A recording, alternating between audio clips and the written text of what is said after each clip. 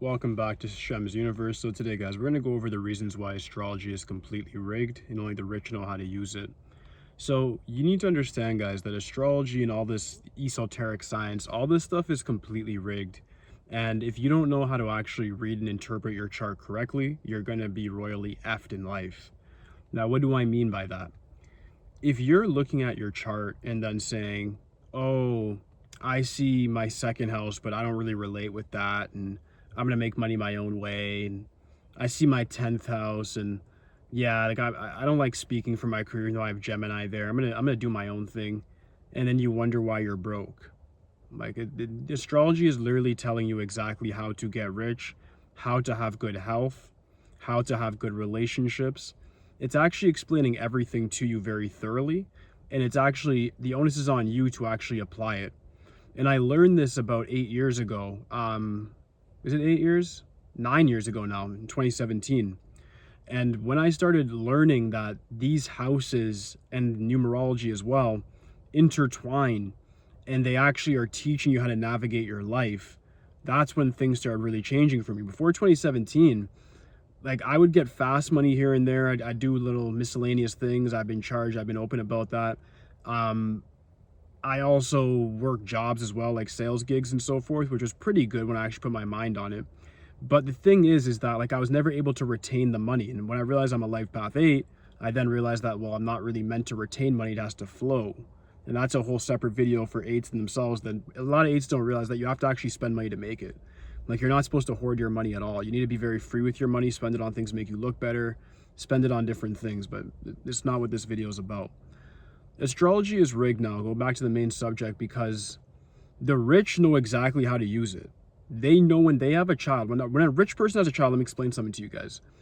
When a rich person has a child, for one, they're gonna make sure that the child's born a certain day. They'll make sure that they're actually coming out on that day, if you know what I mean. They're gonna do whatever it takes to make sure the baby comes out to maybe an 11, maybe an 8, maybe whatever, depending on what they want to use them for. And now this sounds very cold and psychopathic, but this is the truth. And like I said, I'm gonna have to set up like a Patreon or something where I can talk more openly because YouTube's gonna kick me off. But these people, when you look at things like the royal family, certain presidents, look at their birth numbers and life paths and astrology signs and see if you see any similarities. That's all I'm going to say on that. If you look at least the last 40 presidents and then the royal families in the Middle East, royal families in England, and look at their lineage, you're going to see a lot of similarities in their astronumerics. Anyways, moving on. These people, when they have kids, they're going to look at things like what's in the kid's second house, what's in the kid's 8th house, what's in the kid's 10th house. And they're going to know in the second house how they earn lucky money. They're going to know in the 8th house whether or not they're going to have like help from their peers to get money. They're going to know via the 10th house what sort of career, what their public image should be, what they need to actually pursue, at least as a public image. Even if they make money differently on the side, they know that, okay, this person has a Gemini in the house 10, so they should speak a lot or write a lot for their career. Or this person has Scorpio in their house 10, so they're going to be a very private person. They could work private sector government or something like that. So you have to now learn how to analyze your chart. That's why a lot of you guys will come to astrologists like myself for readings. But what I'm teaching you right now is so you don't have to come to me at all. What you have to do is understand the second house is to know how you actually make money the easiest in this life. That's directly what it's for. Everybody tells you other things about, oh, it's your relationship with money. And listen, it's how you actually make money in this life. Follow your second house, you'll get money right away. Third house is how you actually think. It's your mindset. It's very actually connected with your moon sign. It teaches me about somebody's logical brain, meaning how they view logic.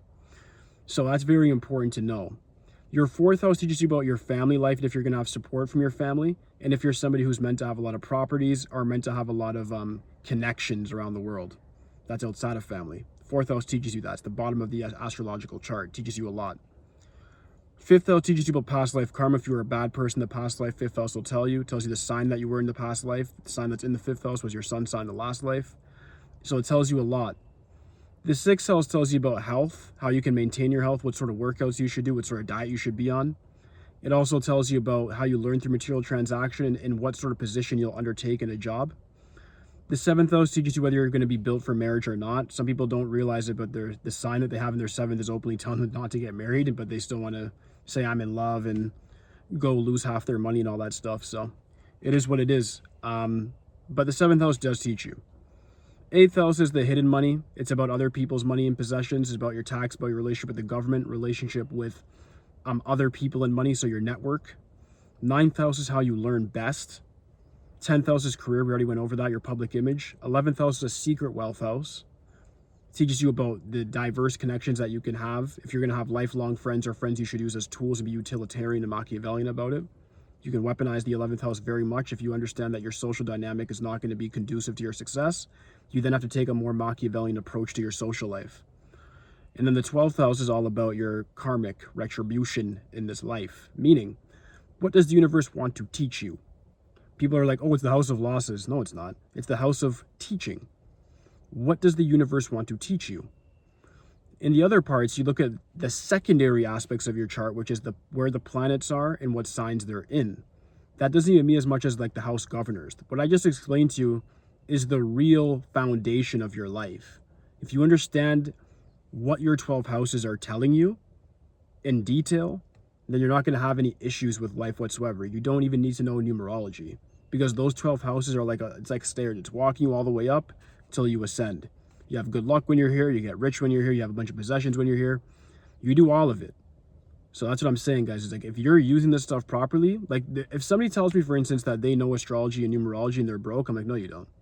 Like, you don't know numerology and astrology, else you know how to sport bet, you know how to do crypto, you know how to trade, you know how to make money in your field. You'd have the right career that makes money easy for you. So like, if you say you know this stuff so in-depthly, then why aren't you benefiting from it? You know what I'm saying? So that's the whole idea, guys, is you have to figure out a way to actually benefit from this stuff. And the only way to actually truthfully benefit is by studying your own chart, looking at where your birth natal chart actually is saying you should do in regards to like a career, what it's saying you should do in regards to your health, and what it's saying you should do in regards to relationships. Those three main things are the main three things I look at an astrology chart for. Meaning, health. How should I treat my health? Should I be somebody who's extremely disciplined, or I could be a little moderate with it? Am I somebody who can make money via other people networking, or do I have to make it by myself? What's my public image supposed to be? And then, of course, when it comes to relationships, it then teaches you if you're meant to be somebody who's meant to get married, be in an intimate relationship, live your life in solitude, have a spiritual life.